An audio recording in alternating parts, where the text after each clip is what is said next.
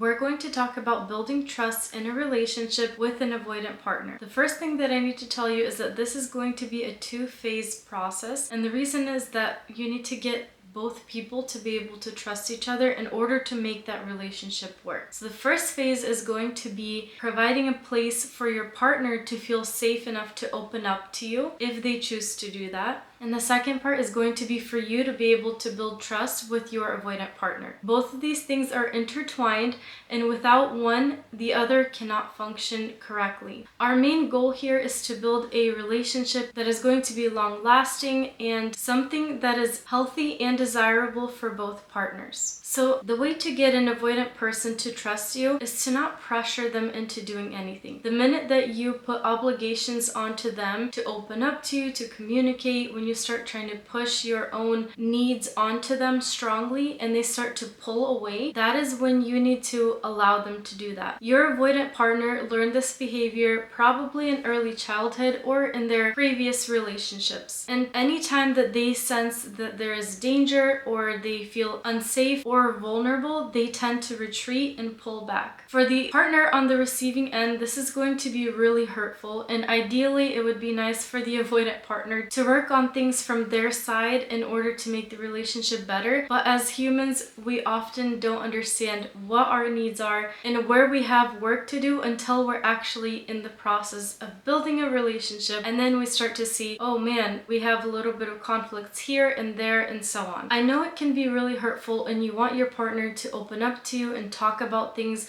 if they might be pulling away when there's a problem or when you're confronting them about an issue. Key things that you can do in order to make it easier for both of you to live through that scenario is to be very mindful of yourself in that moment, what's going on. For example, maybe you're coming off kind of strong or aggressive and your partner feels like you're intruding in on their space, so they want to pull away. If you aren't noticing anything that you're doing, saying, your body language, your words that you're using, or the tone of voice, and none of those things are the issue, then it just might be the way that your partner sees the situation. If your goal is to stay with this person and to build a foundation where you both trust each other, you need to have loads and loads of patience. And I know that it can seem like you're doing all the heavy lifting in the relationship, and if that is something that you're feeling and struggling with, that is actually an indicator that you are anxiously attached to your partner. So there are some things that you can do from your end to help the relationship and yourself. If you had another attachment style, for example, secured attachment style, you wouldn't be so hurt by your partner pulling away from you. Now, how do you get to that phase in your relationship so that you can trust your avoidant partner? Because they're not opening up to you, they're not talking, they're not communicating. So what are you supposed to do other than assume the worst? Well, we're gonna work with your anxiety and your fears. I'm pretty sure that you have a pretty good idea of like, yeah, I trust my partner, but sometimes I feel like they're abandoning me during a conflict or a situation where we need to communicate, talk about things, where I really want to share my feelings, and they just close up and run away. And that's very hurtful. You can choose not to do anything and expect your partner to change, but I'm willing to bet that they will not make the first steps until they start to see a change in you. So what can you do in order to trust your partner more? Honestly, as cliche as this sounds, you need to trust yourself first. Now, what does that mean? First of all, if you're having problems trusting your partner, I understand that there might be some signs that cause you to fear the end of the relationship, or that there might be something going on that your partner isn't telling you about, and this is a very valid concern.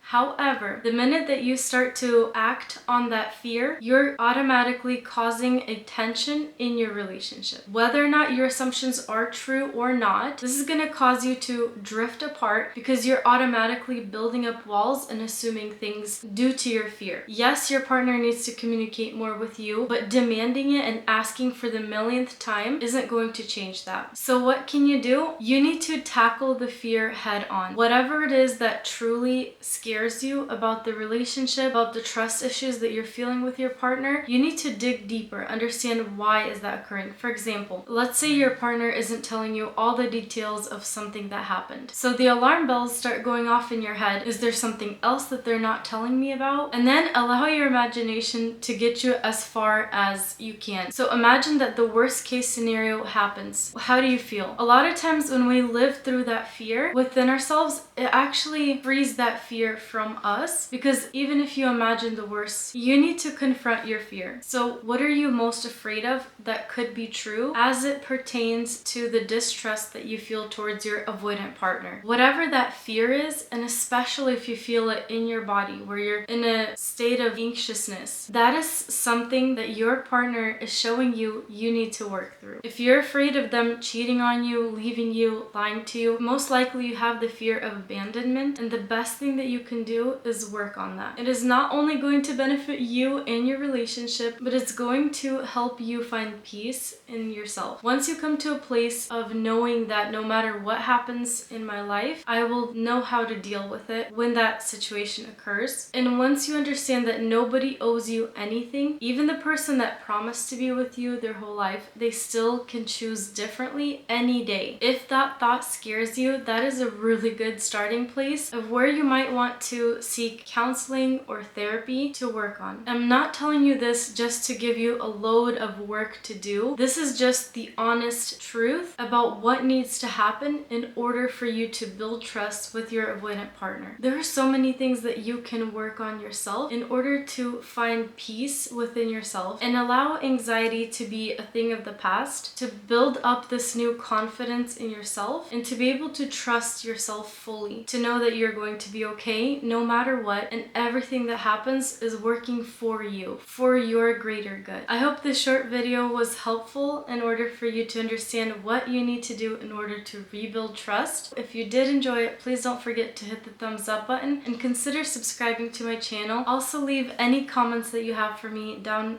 below, and I'll see you guys in my next video.